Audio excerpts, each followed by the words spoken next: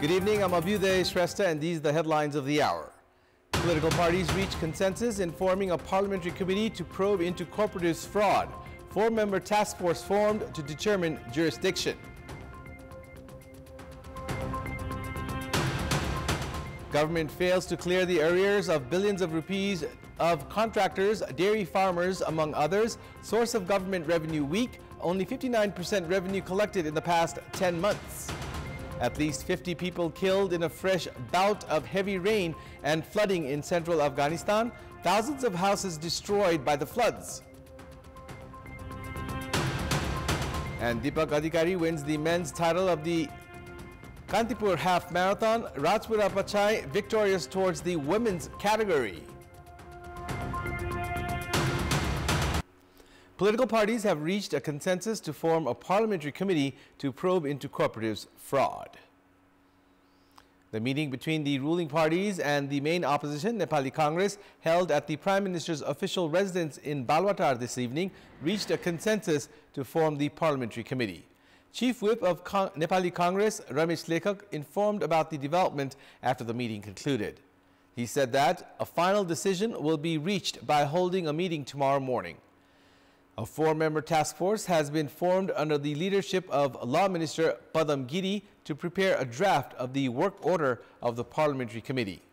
The task force includes Jivan Pariyar of Nepali Congress, Mahesh Bartola of CPN-UML, and Shishir Khanal of Rashtriya Swatantra Party. Leaders of Nepali Congress were also included in the meeting held between Prime Minister Pushpakamal Dahal, CPN-UML Chair KP Sharma Oli, and Rashtriya Swatantra Party Chair Rabi Lamichhane. The meeting between the 4 parties reached the consensus on forming the parliamentary committee. Speaker Devraj Ghimire had also attended the meeting between the leaders of the ruling alliance.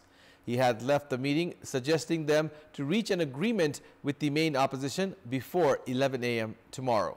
After that, Nepali Congress President Sher Bahadur Deuba, General Secretary Gagan Thapa, Leader Krishna Sitola, and Chief Whip Ramesh Lekhak attended the meeting.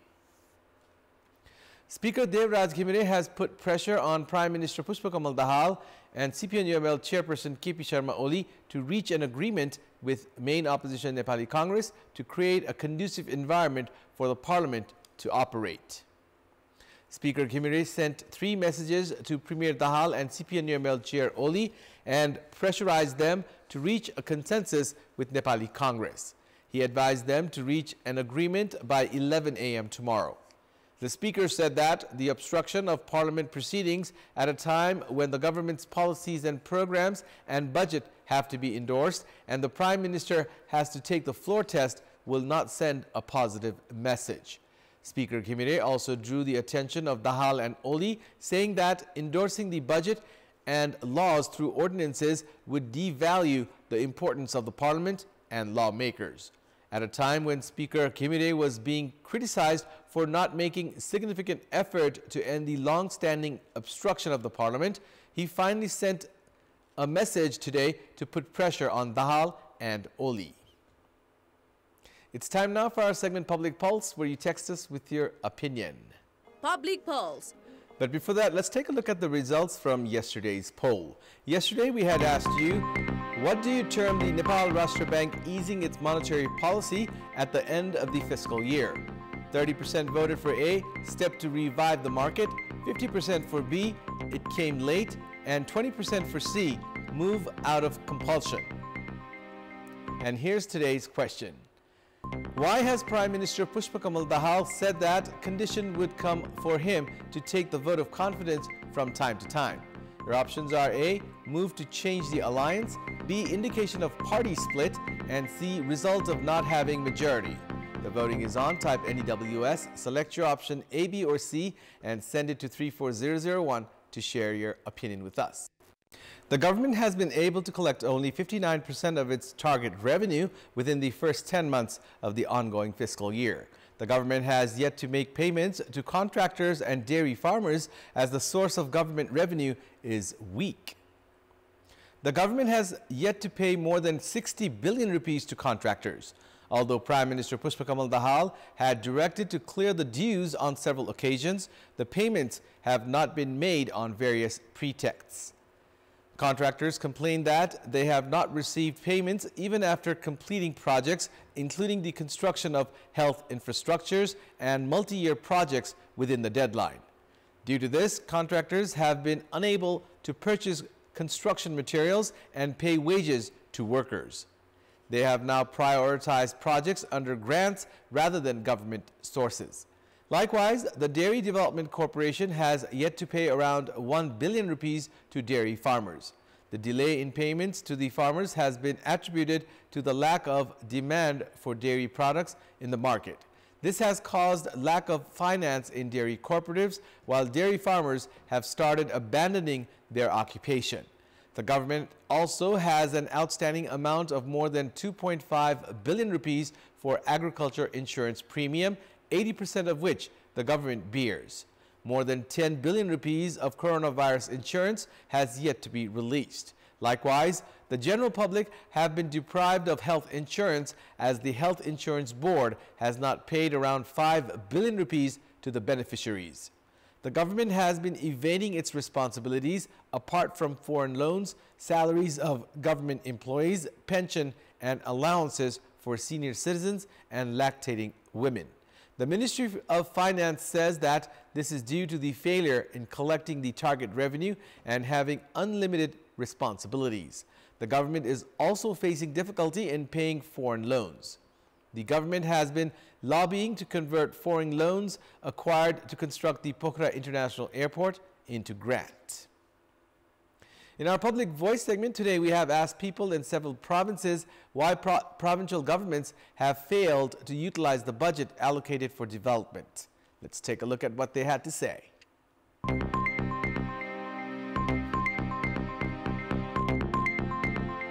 तिनै तहमा रहेका सरकारहरु चाहिँ फरक-फरक दलका भएका कारणले गर्दाखेरि चाहिँ यो विकास budget चाहिँ कार्यान्वयन नभएको 2-3 महिनामा सरकार बदलिन्छ हाम्रो नेपालमा के विकास हुँदो प्रदेश सरकारमा पहिला त कर्मचारीहरुको अभाव छ भएका कर्मचारीहरु पनि लामो समयसम्म त्यहाँ नटिक्नु कानुनी अवरोधका कारण ती कार्यक्रमहरु रोकिनुले पनि विकास नहुन सके सबैभन्दा पहिला त अस्थिर सरकार नै हो प्रदेश कार्यालयमा बसेर कर्मचारीहरु कामै गर्न मान्दैनन् हैन त्यसकारण पनि यो विकास बजेट चाहिँ सोचे अनुरूप खर्च हुन नसकेको कुर्सी चाहिँ फेरबदल गर्ने को सत्तामा पुग्ने भन्ने खालको खिचातानीले चाहिँ प्रदेश सरकारको बजेट चाहिँ कार्यान्वयनमा समस्या देखिएको जुन मन्त्रीहरु बनिरहेछ नि 20% 30% को चक्कर गरेर हैन विकासको काममा लगानी गरेर जो योजनाहरु बाँडफाँड गरेको हुन्छ त्यो योजना अहिलेसम्म कुनै ठेकदारले राम्रोसँग उपयोग गर्न सकेन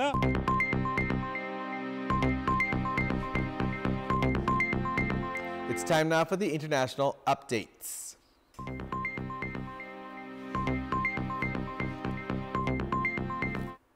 At least 50 people died following a fresh bout of heavy rain and flooding in central Afghanistan, while thousands of houses have also been destroyed. Head of the Information Department for the Central Ghor Province, Maulawi Abdul Hai Zaim, said there was no information about how many people were injured in the rain spell that began yesterday, which had also cut off many key roads to the area. Zaim added that 2,000 houses were completely destroyed, 4,000 partially damaged, and more than 2,000 shops were underwater in the province's capital, Firozkoh. Last week, flash floods caused by heavy rains devastated villages in northern Afghanistan, killing 315 people and injuring more than 1,600.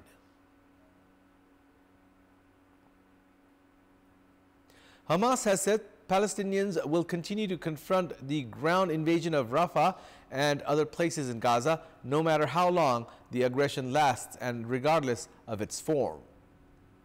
More than 630,000 people have now fled Israel's advance on southern Rafah, with another 100,000 escaping from the ground assault on the north.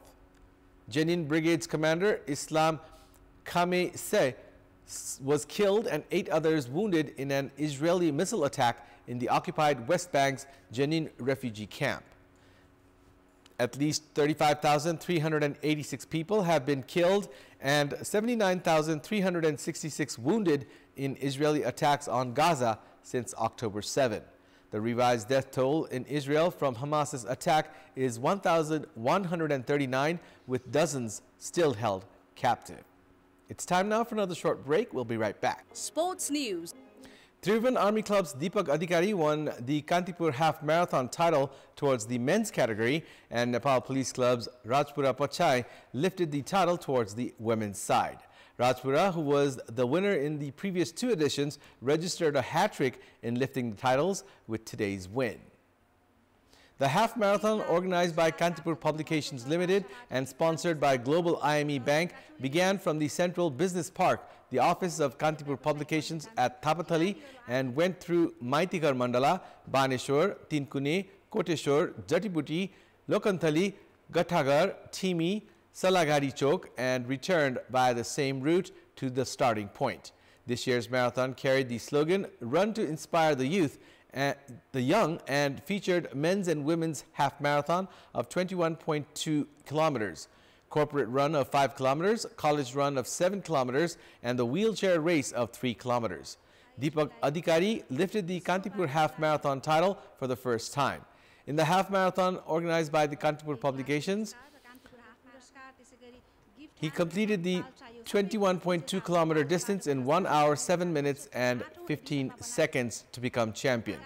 Last year's winner, Mukesh Pal, finished the race 44 seconds behind Deepak to claim the second position, while APF's Gopi Chandra Parki was third with a timing of 1 hour, 8 minutes and 14 seconds.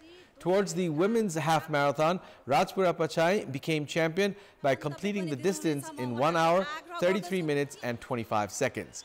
She also won last year's event with a timing of 1 hour, 19 minutes and 16 seconds.